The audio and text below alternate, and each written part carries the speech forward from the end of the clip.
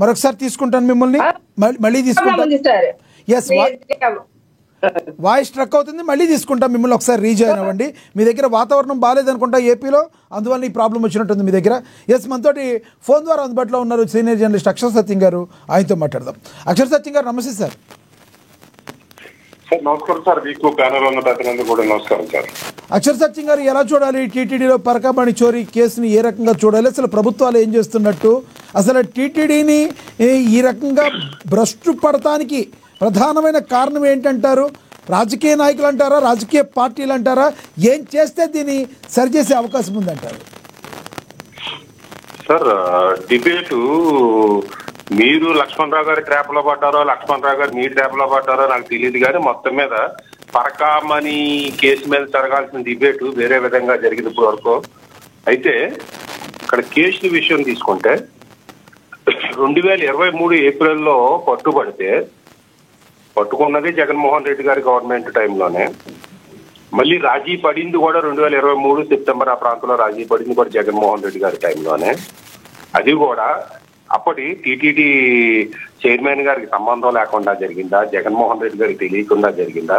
ఒక లోక అదాలత్లో 200 కోట్ల రూపాయలు విలువ కలిగిన కేసుని రాజీ పడిపోవచ్చా అనేది ప్రధానమైన విషయం అండి.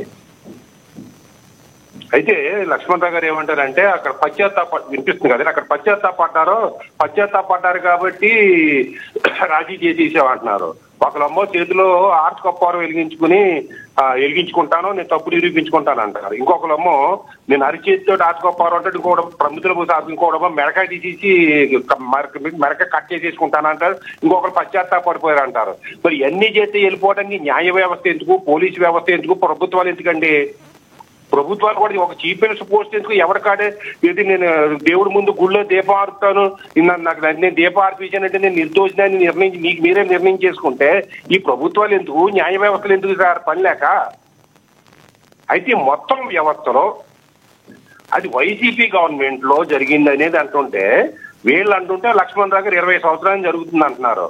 20 సంవత్సరాల్లో జగన్మోహన్ రెడ్డి గారి గవర్నమెంట్ ఉంది, చంద్రబాబు నాయుడు గారి గవర్నమెంట్ ఉంది, రాజశేఖర రెడ్డి గారి గవర్నమెంట్ ఉంది, మళ్ళీ చంద్రబాబు నాయుడు గారి గవర్నమెంట్. మేజర్ గా 2 కుటుంబాలు 2 పార్టీలకు సంబంధించిన గవర్నమెంట్లే ఉన్నాయి. అందుకనేనా వీళ్ళిద్దరు నోరు ఎత్తడం లేదు అనేది ప్రధానమైన సమస్య అండి. ఇప్పుడు ప్రభుత్వం మారిన తర్వాత పరకామలు 200 రూపాయల కోటి భక్తుల సొమ్ము అండి అది. ఇప్పుడు ఇది లక్ష్మణరావు గారు అంటున్నారు మార్కెట్ వాల్యూ 153 కోట్లు అంటారు. ఈ వినిపిస్తుంది కదండి అన్నమాట. స్పష్టంగా వినబడుతుంది. ఈ 153 కోట్లు వచ్చేస్తే వెంకటేశ్వరుడు కోటేశ్వరుడు అయిపోడు, లేదు 153 కోట్లు ఎవరు అతను రవికుమార్ గారి దగ్గర నుంచి తీసుకున్నాక వెంకటేశ్వరరావు బేదోడు అయిపోడండి. దేవుడికి డబ్బుతో పని లేదు. అలాగే 153 కోట్లు తినేసి ఆ కరుణాకర్ రెడ్డి గారి పెద్దోళ్ళు అయిపోరు, జగన్మోహన్ రెడ్డి గారి పెద్ద ఎందుకంటే కుబేర్లు ఈ జగన్మోహన్ రెడ్డి గారు కానీ కరుణాకర్ రెడ్డి గారు కానీ. ఇక్కడ డబ్బు కాదండి ప్రధానమైన సమస్య, నమ్మకం.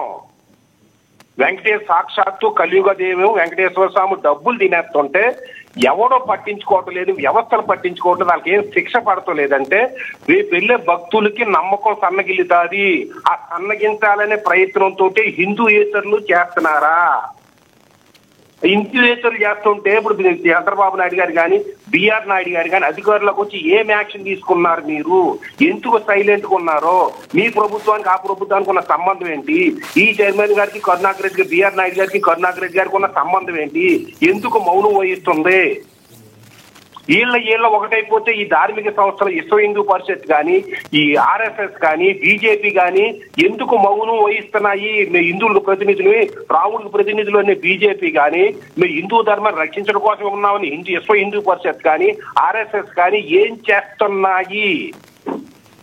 ఈ ధర్మ పరిషత్తులు కానీ, ఈ స్వామీజీలు కానీ, ఈ యోగులు కానీ, ఈ పీఠాధిపతులు కానీ ఎందుకు మౌనం వహిస్తున్నారు? మా ధర్మాన్ని మాకు విలువ లేకుండా మా ధర్మాన్ని అమ్మేసుకుంటున్నారు మీరు. మీ రాజకీయ నాయకులు, మీ రాజకీయ నిరుద్యోగులకు ఉపయోగపడుతుందా మా ఇంటి దేవాలయం?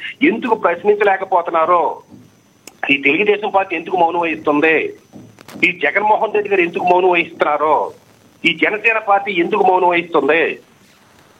ఇప్పుడు నిన్న ఎవరో ఆయన టీటీడీ బీజేపీ నుంచి ట్రస్ట్ బోర్డ్ మెంబర్ గా ఉన్న ఇంటర్వ్యూ భానుప్రకాష్ గారు ఆయన కన్నీరు పెట్టుకుంటున్నాడు, నన్ను చంపేస్తారు, నేను ఉంటానా లేదా రేపని.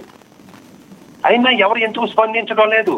ఒక హోమ్ మినిస్టర్ ఎందుకు స్పందించడం లేదు, ఒక డీజీపీ ఎందుకు స్పందించడం లేదు, ఇది చీఫ్ మినిస్టర్ గారు ఎందుకు స్పందించడం లేదు, ప్రతిపక్ష నాయకుడు జగన్మోహన్ రెడ్డి గారు ఎందుకు స్పందించడం లేదు, బీజేపీ పార్టీ నుంచి కానీ విశ్వ హిందూ పరిషత్ కానీ ఈ ధర్మ పీఠాధిపతులు కానీ ఏంటిది అని ఎందుకు స్పందించడం లేదు.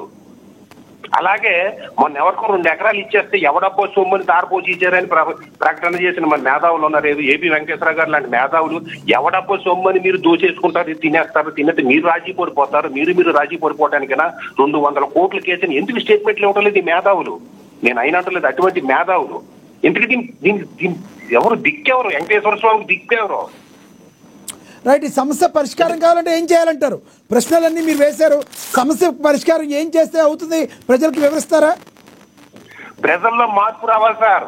నాకు కిలో 2 రూపాయలు బియ్యం నాకు ఇస్తే చాలు, నేను ఉండిలో ఏంటి నేనేమో నాకు మా ముసలోడికి పెన్షన్ వస్తే చాలు, నేను ఎన్ని పాపాలు చేసినా వెంకటేశ్వర స్వామి దగ్గర ఉండే చేసుకుంటే ఆ ఉండిలో డబ్బు రాజకీయాలు తినే నాకు పుణ్యం వచ్చేస్తుందని ప్రజలు ఉన్నంత సేపు హిందూయేతరులు హిందూ దేవుళ్ళ మీద పెత్తనం చేస్తూనే ఉంటారు, హిందువుల యొక్క మనోభావాల్ని కిలో లెక్క నమ్మేస్తూనే ఉంటారు సార్.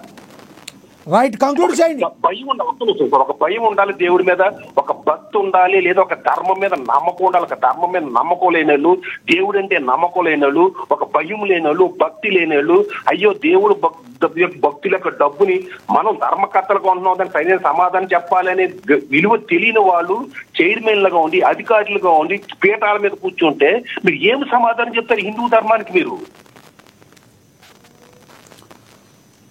ప్రజల్లో చైతన్యం రావాలి, హిందువుల్లో చైతన్యం రావాలి, విశ్వ హిందూ పరిషత్ సంస్థల్లో చైతన్యం రావాలి, ఈ ధార్మిక సంస్థల్లో చైతన్యం రావాలి, లక్ష్మణ్ రావు గారు లాంటి స్పోక్స్ పర్సన్ లో చైతన్యం రావాలి. మా జగన్మోహన్ రెడ్డి గారు కట్టారు, మీ జగన్మోహన్ రెడ్డి గారు అత్తోరింటికి ఇచ్చిన ఆస్తిలోంచి కట్టలేదు, ప్రభుత్వ డబ్బులు హిందువుల డబ్బులోంచి హిందువులు కడుతుంటే స్పోక్స్ పర్సన్ గొప్పగా చెప్పుకుంటారు మా పార్టీ కట్టిందంటే మా పార్టీ కట్టిందని. ఏ హిందువుల డబ్బులతో కట్టడమే, ప్రభుత్వం డబ్బులతో కట్టచ్చు కదా, కట్టరు.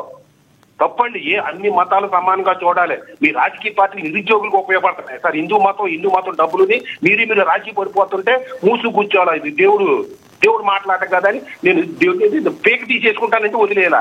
ఇంకెందుకు నా వ్యవస్థ క్యాన్సిల్ చేసేయండి.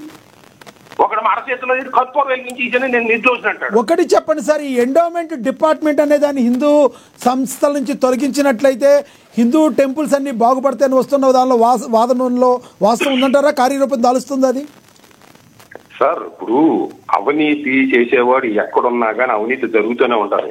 ఇది హిందూ ధార్మిక సంస్థల్ని ప్రభుత్వం నుంచి బయటకు తీసినంత మాత్రం నిజాయితీగా ఉంటాయని కాదండి. అయితే అందరికీ సమానంగా రూల్ ఉండాలి కాబట్టి, న్యాయం అనేది అందరికీ సమానమే కాబట్టి ఒక ముస్లిం సంస్థలు కానీ లేదా క్రిస్టియన్ సంస్థలు కానీ ప్రైవేట్ పరంగా ప్రైవేట్ వ్యక్తుల చేతుల్లో ఉన్నప్పుడు హిందూ ధార్మిక సంస్థలు ప్రభుత్వం చేతుల్లో ఎందుకు ఉండాలి? హిందూ ధార్మిక సంస్థల మీద ప్రభుత్వం ఎందుకు ప్రయత్నం చేయాలి? హిందువులు వేసిన డబ్బులు హిందువులను స్పందించి ఖర్చు చేయకుండా ప్రభుత్వానికి అనుకూలమైన రంగాలు ఎందుకు ఖర్చు చేయాలి? వాళ్ళకి తీసుకొస్తే వాళ్ళ ఇందులో తీసుకురండి, లేదా దీన్ని బయట పెట్టండి. హిందూ ధార్మిక సంస్థల మీద ప్రభుత్వం పెట్టనేంటి? రైట్, చివరిగా చెప్పండి, కంక్లూడ్ చేయండి సచిన్ గారు, సమయం తక్కువ ఉంది సార్. నేను అనేది బీజేపీలో కేంద్ర ప్రభుత్వం ఉంది కాబట్టి నరేంద్ర మోడీ గారు కానీ అమిత్ షా గారు కానీ లేదా విశ్వ హిందూ పరిషత్ కానీ ఆర్ఎస్ఎస్ కానీ ప్రభుత్వాల మీద ఒత్తిడి తీసుకురావాలి. అసలు ఈ పరకామణికి అసలు భానుప్రసాద్ గారి కన్నీటికి కారణం ఏంటి అనేది విచారణ చంద్రబాబు నాయుడు గారు కానీ హోమ్ మినిస్టర్ గారు కానీ ప్రకటన ఇవ్వాలి. అలాగే నాటి వైసీపీ ప్రభుత్వంలో జరిగిన దానికి ఎవరు బాధ్యులు? కరుణాకర్ రెడ్డి గారు బాధ్యులా, రాజశేఖర్ మన జగన్మోహన్ రెడ్డి గారు బాధ్యులా, లేకపోతే ఆ కింద సెక్యూరిటీ విజిలెన్స్ ఆఫీసర్ ఇద్దరు బాధ్యులు అయితే చీఫ్ మినిస్టర్ ఈ చైర్మన్ గారు రెస్పాన్సిబిలిటీ ఏంటి? ఇప్పుడు వచ్చిన చైర్మన్ గారు ఏం చేస్తున్నారు? ఇప్పుడు వచ్చిన చీఫ్ మినిస్టర్ గారు ఏం చేస్తున్నారు? ఇప్పుడు వచ్చి హోమ్ మినిస్టర్ గారు ఏం చేస్తున్నారు? మీకు ఒక సూటి ప్రశ్న అక్షర్ సత్యం గారు, మరి డిప్యూటీ సీఎం గారు సనాతన ధర్మం గురించి మాట్లాడారు, ఈ రోజున ఆయన కూడా మాట్లాడాలి కదా, ఆయన మౌనంగా ఉండడానికి కూడా కారణం ఏంటంటారు? సార్ నా దృష్టిలో నేను గతంలో కూడా అనేక సార్లు చెప్పాను, ఇది కూటమి ప్రభుత్వం కాదు, టీడీపీ ప్రభుత్వం. కూటమి ప్రభుత్వం చెప్పుకునే టీడీపీ ప్రభుత్వం. టీడీపీ ప్రభుత్వం యొక్క పెత్తనం తప్ప కూటమి పార్టీలకు ఏదైనా పెత్తనం ఉందా? పెత్తనం అంటే నేను భానుప్రకాష్ రెడ్డి గారు కన్నీరు ఇచ్చి పెట్టుకోవాల్సి వస్తుంది. 134 సీట్లు ఉన్న పార్టీ 21 సీట్లు ఉన్న పవన్ కళ్యాణ్ మాట ఎందుకు తింటారు సార్ అంటే రఘురామకృష్ణరాజు గారు స్టేట్మెంట్ ఇచ్చినట్టు తింటారు కదా, రాజకీయ నీకు సంబంధం ఏంటని. రైట్ సార్, ధన్యవాదాలు. అతనికి ఈ పవన్ కళ్యాణ్ పెత్తనం మద్దతు ఇవ్వకపోతే మన ప్రభుత్వం పడిపోతుంది అన్నప్పుడు అతని మాట వింటారు. రైట్, అది ఇప్పుడులో జరిగేది కాదనుకుంటా బహుశా. ఎందుకంటే ఆయనకున్న 21 ఆయన స్పందించాలి కాదని అంటే స్పందించకపోవడం తప్పే. అయితే స్పందించడానికి ఇంకా మద్దతు లేదు, బలం లేదు అన్న ప్రజెంట్ సిచ్యువేషన్ బీజేపీ లాంటి పార్టీలే స్పందించలే అన్నప్పుడు ప్రస్తుత పరిస్థితుల్లో పవన్ కళ్యాణ్ ఎంత 20 సీట్లు ఉన్నవాడు. రైట్ సార్ ధన్యవాదాలండి మీ యొక్క అభిప్రాయం తెలియజేసినందుకు. వెంకటేశ్వరరాజు గారు కంక్లూడ్ చేయండి. ఒక్క విషయం అండి, దేవుడి మీద నమ్మకం లేని వాళ్ళు, దేవుడి మీద భక్తి లేనిటువంటి వాళ్ళను ఈ విధంగా రాజకీయ పునరావాస కేంద్రంగా మార్చినటువంటి ఈ దేవాలయాలు ఏవైతే ఉన్నాయో వీళ్ళ